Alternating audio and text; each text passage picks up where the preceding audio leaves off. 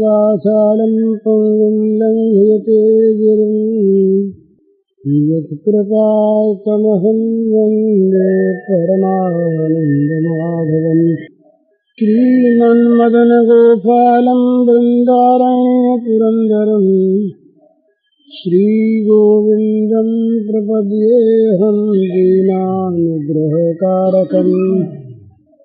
वन्दे मुकुन्दमरविन्ददलायताक्षम् कुन्देन्दुशङ्खदशनं शिशुगोपवेशम्। इन्द्रादिदेवगणवन्दितपादपीठम् वृन्दावनालयमहं वसुदेवसूनम्। नवजलधरवर्णं चम्पकोद्भासिकर्णम् विकसितनलिनास्यं विस्फुरन् मन्दहास्यम्। कनकरुचिदुकूलं चारुबर्हावचूलम् कमपि निखिलसारं नौमि गोपीकुमारम्। वंशीविभूषितकरान् नवनीरदाभात् पीताम्बरादरुणबिम्बफलाधरोष्ठात्।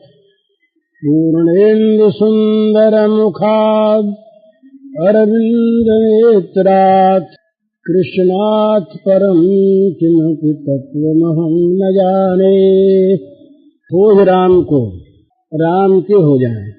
राम के होने पर क्या क्या होता है, इस विषय पर अपने 2-3 दिन से चर्चा कर रहे हैं और ये विषय बड़े ही महत्व का है। जब तक मनुष्य विषयों का गुलाम बना हुआ है तब तक वो न तो परोपकार कर सकता है, न वो गरीब की सेवा कर सकता है, न वो भगवान की भक्ति कर सकता है, न वो किसी का कोई भला कर सकता है। क्योंकि जहाँ जहाँ पर उसकी दृष्टि जाती है वहाँ वहाँ पर उसका मन पहले अपने लाभ की बात सोचता है। और दृष्टि चूंकि विषयों में आसक्ति वाली है इसलिए विषयों की प्राप्ति में लाभ दिखता है। नहीं तो जो लाभ है दूसरे की सेवा में है, दूसरे के लिए त्याग करने में है, वो लाभ भोग की प्राप्ति में है ही नहीं। ये हमारी बुद्धि का एक भ्रम हो रहा है कि हमें त्याग में तो नुकसान मालूम होता है और भोग के प्राप्त करने में लाभ मालूम होता है। हमारे पास पैसा आ जाए तो हमें लाभ मालूम होता है और किसी गरीब के दुख को दूर करने में हमारा पैसा लग जाए तो इतना पैसा चला गया, नुकसान हो गया, ये मालूम होता है। तो क्यों होता है? ये हमारी बुद्धि जो है ये विषयासक्त है और हम विषयों के गुलाम हैं, भगवान के नहीं हुए। ये जो मनुष्य की दृष्टि है ना, हम सभी की है, अधिकांश की। 100 रुपए जो कमाता है महीने में वो 1000 रुपए कमाने वाले की ओर देखता है तो अपने को 900 के घाटे में पाता है। पर वो 10 रुपए कमाने वाले की तरफ क्यों नहीं देखता? 10 रुपए कमाने वाले की ओर देखे तो 90 के नफे में, और उस 90 में से 10 बचा करके 10 रुपए पाने वालों को जो तकलीफ है उनको कुछ कुछ राहत दे दे। बड़ा अच्छा भाव है ना। परंतु ये हो नहीं सकता। क्यों नहीं हो सकता? कि हमारा जो मन है ये भगवान का नहीं हुआ, विषयों का बना हुआ है। हम चाहे 1000 परोपकार की बात करें, देश सेवा की बात करें, समाज सेवा की बात करें, लोक सेवा की बात करें, भगवत सेवा की बात करें, जब तक हमारा मन विषयों का गुलाम है, हम विषयों में आसक्त हैं, तब तक हम किसी की सेवा नहीं कर सकते। जहाँ सेवा करने जाएंगे वहीं कहीं पर हमारा मन ये देख लेगा कि इसमें तो हमारे भोग प्राप्ति में नुकसान है, बस वही सारी सेवा बंद हो गई। सेवा का लक्ष्य ही होता है आजकल हम लोगों का कि सेवा भी एक व्यापार है। सेवा से भी विषयों की प्राप्ति हम कर सकते हैं। नाम की प्राप्ति, यश की प्राप्ति, धन की प्राप्ति, अधिकार की प्राप्ति, ये सारे विषय हैं। तो ये जब तक हम भगवान के नहीं हो जाते तब तक ये चीज हमारी कभी हटने की है ही नहीं।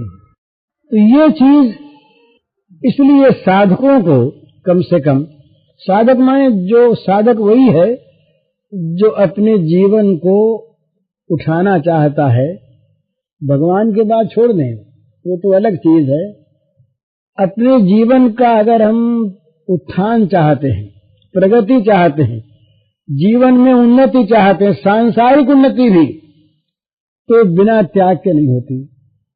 और त्याग हमारे अंदर आ नहीं सकता जब तक भोग वासना बनी है और भोगों के गुलाम बने। तो हो राम को इसका अर्थ यह है कि हम विषयों की गुलामी छोड़ करके भगवान के गुलाम हो जाएं। इसका कसौटी इसकी है। पता कैसे लगेगा? जब विषय में और भगवान में जहां पर आपस में विरोधीपन होगा वहां पता लगेगा कि हम विषय को छोड़ते हैं या भगवान को छोड़ते हैं। एक तरफ सत्य जा रहा है जो भगवान को प्रिय है और एक तरफ पैसा आ रहा है, एक तरफ किसी से बैर हो रहा है जो भगवान को अप्रिय है और एक तरफ मान मिल रहा है। वहां हम मान और धन को चाहेंगे या भगवान के लिए सत्य को और निर्वैरता को चाहेंगे? ये कसौटी है। इसी पर पता लग जाएगा कि हम किसके गुलाम हैं। हम किसके गुलाम हैं इसका पता लग जाएगा इसी पर। हम क्या चाहते हैं? ये हरिश्चंद्र के सामने प्रश्न आया, एक तरफ राज्य जा रहा है, तो राज्य जा रहा है, और एक तरफ बात सच्ची होती है। बस अब वो सत्य के लिए सारे राज्य को उन्होंने छोड़ दिया और अपने आप को डोम के हाथों बेच दिया। रानी शैब्या को जो कभी महल से नीचे नहीं उतरी उसको भी बेच दिया। इसलिए वो सत्य की रक्षा के लिए। फल क्या हुआ इसका?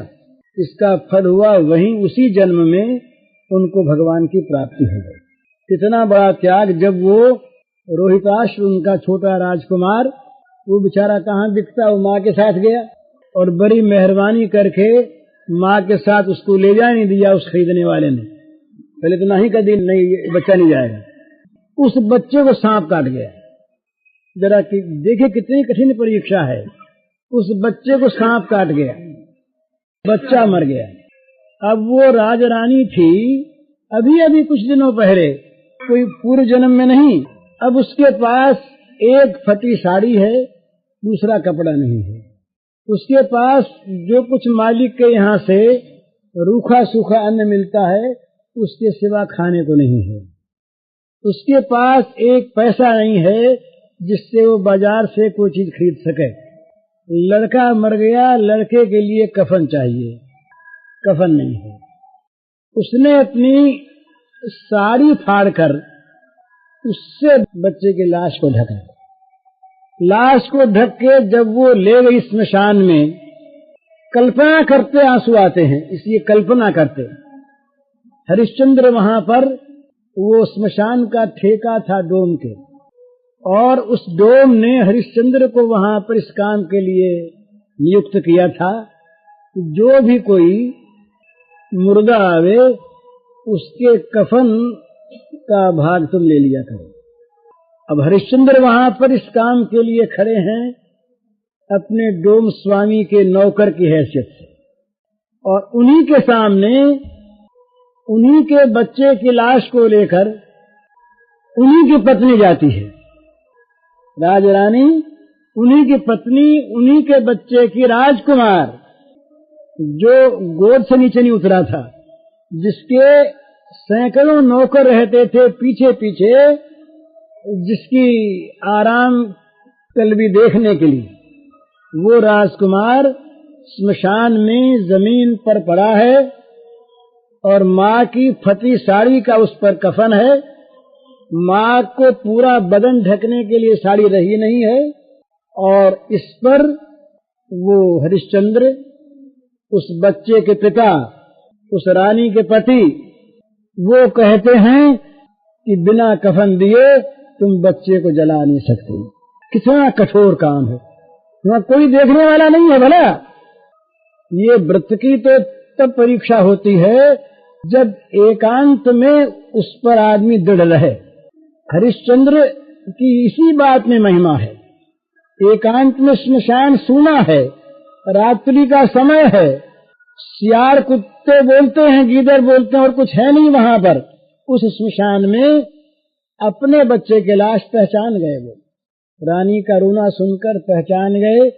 रानी ने कहा, स्वामी दूं कहाँ से, मेरे पास कपड़ा है नहीं, मैं कहाँ से आपका कर चुका हूँ।